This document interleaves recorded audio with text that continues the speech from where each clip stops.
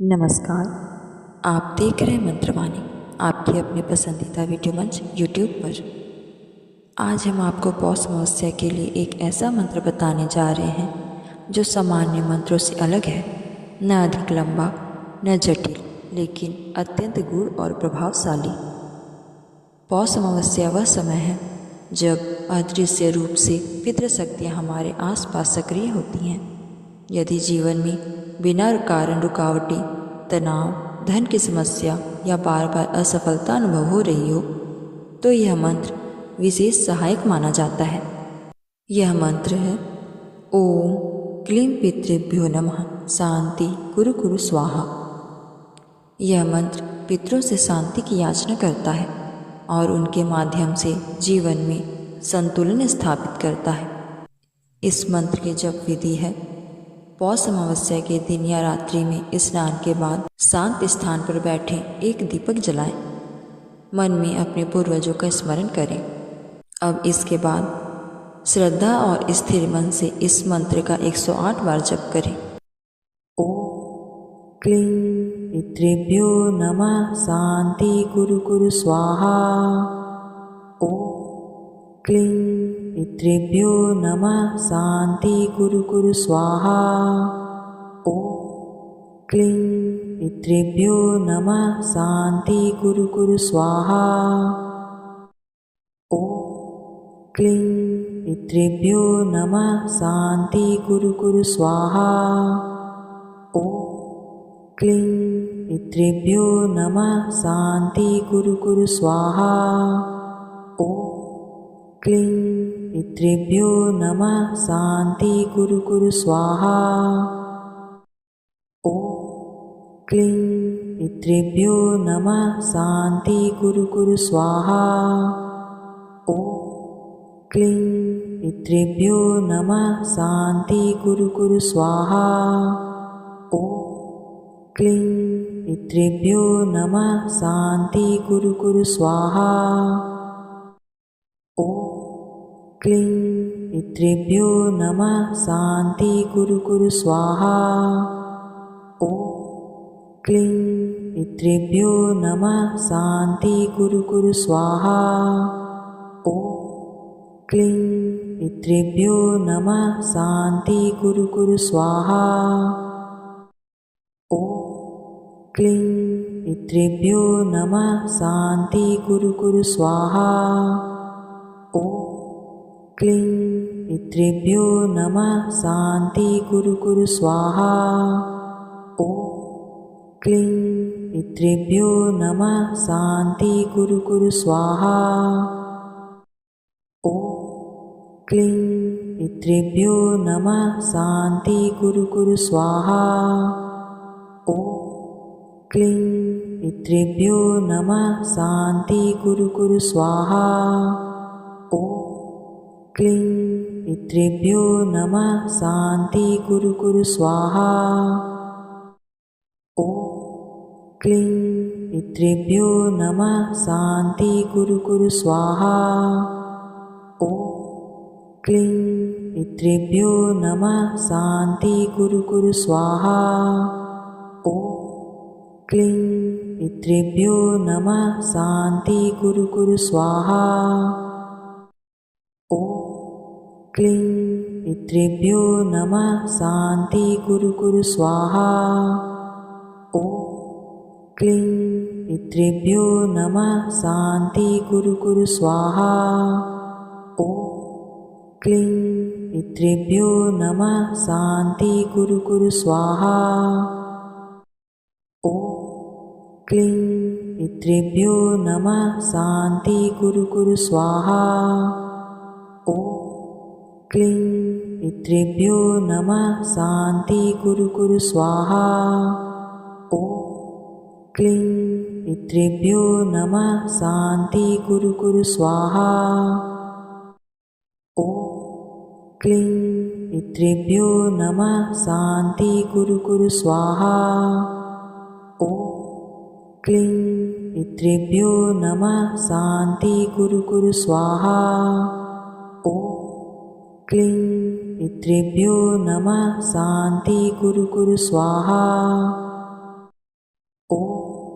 क्लीं पितृभ्यो नमः शान्ति कुरु स्वाहा। ॐ क्लीं पितृभ्यो नमः शान्ति कुरु स्वाहा। ॐ क्लीं पितृभ्यो नमः शान्ति कुरु स्वाहा। ॐ क्लीं पितृभ्यो नमः शान्ति कुरु स्वाहा। ॐ क्लीं पितृभ्यो नमः शान्ति कुरु स्वाहा।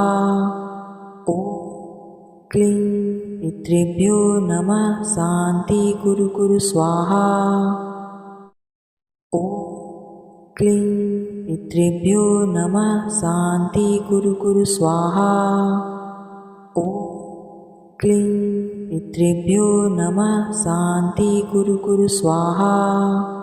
ॐ क्लीं पितृभ्यो नमः शान्ति कुरु स्वाहा।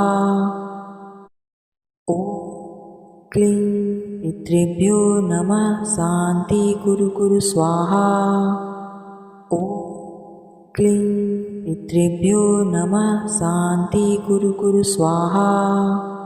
ॐ क्लीं पितृभ्यो नमः शान्ति कुरु स्वाहा। ॐ क्लीं पितृभ्यो नमः शान्ति कुरु स्वाहा। ॐ क्लीं पितृभ्यो नमः शान्ति कुरु स्वाहा। ॐ क्लीं पितृभ्यो नमः शान्ति कुरु स्वाहा। ॐ क्लीं पितृभ्यो नमः शान्ति कुरु स्वाहा। ॐ क्लीं पितृभ्यो नमः शान्ति कुरु स्वाहा। ॐ क्लीं पितृभ्यो नमः शान्ति कुरु स्वाहा। ॐ क्लीं पितृभ्यो नमः शान्ति कुरु स्वाहा। ॐ क्लीं पितृभ्यो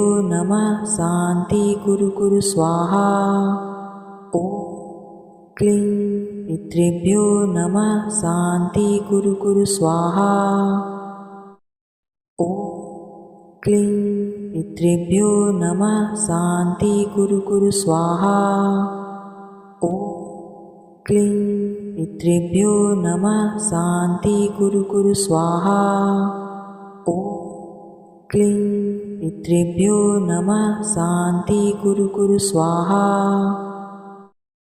ॐ क्लीं पितृभ्यो नमः शान्ति कुरु स्वाहा। ॐ क्लीं पितृभ्यो नमः शान्ति कुरु स्वाहा। ॐ क्लीं पितृभ्यो नमः शान्ति कुरु स्वाहा। ॐ क्लीं पितृभ्यो नमः शान्ति कुरु स्वाहा। ॐ क्लीं पितृभ्यो नमः शान्ति कुरु स्वाहा। ॐ क्लीं पितृभ्यो नमः शान्ति कुरु स्वाहा। ॐ क्लीं पितृभ्यो नमः शान्ति कुरु स्वाहा। ॐ क्लीं पितृभ्यो नमः शान्ति कुरु स्वाहा। ॐ क्लीं पितृभ्यो नमः शान्ति कुरु स्वाहा। ॐ क्लीं पितृभ्यो नमः शान्ति कुरु स्वाहा। ॐ क्लीं पितृभ्यो नमः शान्ति कुरु स्वाहा। ॐ क्लीं पितृभ्यो नमः शान्ति कुरु स्वाहा। ॐ क्लीं पितृभ्यो नमः शान्ति कुरु स्वाहा। ॐ क्लीं पितृभ्यो नमः शान्ति कुरु स्वाहा। ॐ क्लीं पितृभ्यो नमः शान्ति कुरु स्वाहा।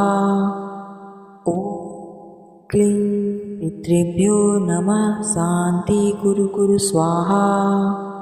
ॐ क्लीं पितृभ्यो नमः शान्ति कुरु स्वाहा। ॐ क्लीं पितृभ्यो नमः शान्ति कुरु स्वाहा। ॐ क्लीं पितृभ्यो नमः शान्ति कुरु स्वाहा। ॐ क्लीं पितृभ्यो नमः शान्ति कुरु स्वाहा। ॐ क्लीं पितृभ्यो नमः शान्ति कुरु स्वाहा। ॐ क्लीं पितृभ्यो नमः शान्ति कुरु स्वाहा। ॐ क्लीं पितृभ्यो नमः शान्ति कुरु स्वाहा।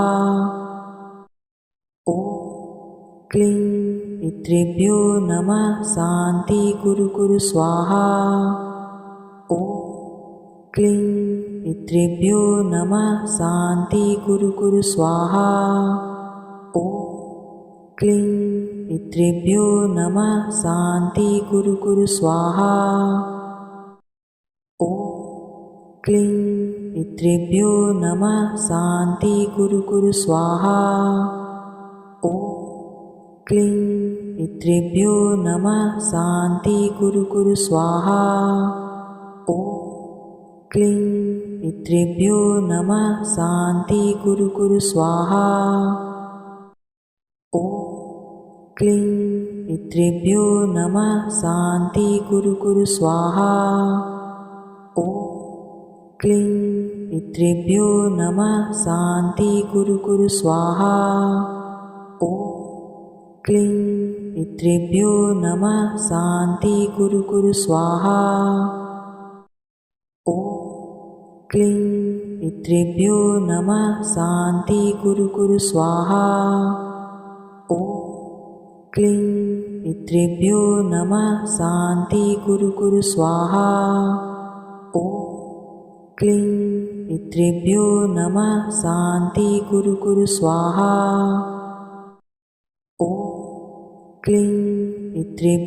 नमः शान्ति कुरु स्वाहा। ॐ क्लीं पितृभ्यो नमः शान्ति कुरु स्वाहा। ॐ क्लीं पितृभ्यो नमः शान्ति कुरु स्वाहा। ॐ क्लीं पितृभ्यो नमः शान्ति कुरु स्वाहा। ॐ क्लीं पितृभ्यो नमः शान्ति कुरु स्वाहा। ॐ क्लीं पितृभ्यो नमः शान्ति कुरु स्वाहा। ॐ क्लीं पितृभ्यो नमः शान्ति कुरु स्वाहा। ॐ क्लीं पितृभ्यो नमः शान्ति कुरु स्वाहा। ॐ क्लीं पितृभ्यो नमः शान्ति कुरु स्वाहा। ॐ क्लीं पितृभ्यो नमः शान्ति कुरु स्वाहा। ॐ क्लीं पितृभ्यो नमः शान्ति कुरु स्वाहा। ॐ क्लीं पितृभ्यो नमः शान्ति कुरु स्वाहा। ॐ क्लीं पितृभ्यो नमः शान्ति कुरु स्वाहा। ॐ क्लीं पितृभ्यो नमः शान्ति कुरु स्वाहा। ॐ क्लीं पितृभ्यो नमः शान्ति कुरु स्वाहा। ॐ क्लीं पितृभ्यो नमः शान्ति कुरु स्वाहा। ॐ क्लीं पितृभ्यो नमः शान्ति कुरु स्वाहा। ॐ क्लीं पितृभ्यो नमः शान्ति कुरु स्वाहा। ॐ क्लीं पितृभ्यो नमः शान्ति कुरु स्वाहा। ॐ क्लीं पितृभ्यो नमः शान्ति कुरु स्वाहा। ॐ क्लीं पितृभ्यो नमः शान्ति कुरु स्वाहा। ॐ क्लीं पितृभ्यो नमः शान्ति कुरु स्वाहा। इस मंत्र का अद्भुत प्रभाव। इस मंत्र के जाप से पितृ अशांति का शमन, अटके कार्य में गति, मानसिक बोझ और भय में कमी, घर के वातावरण में शांति आती है। यह मंत्र दिखने में छोटा है, लेकिन इसका प्रभाव गहरा और शांत करने वाला है। हे पितृदेव, आप जहाँ भी हों, शांति में हों, हमारे जीवन को भी संतुलन और संरक्षण प्रदान करें। यदि यह मंत्र उपयोगी लगे तो वीडियो को लाइक शेयर करें और चैनल को सब्सक्राइब अवश्य करें। ओम शांति शांति शांति।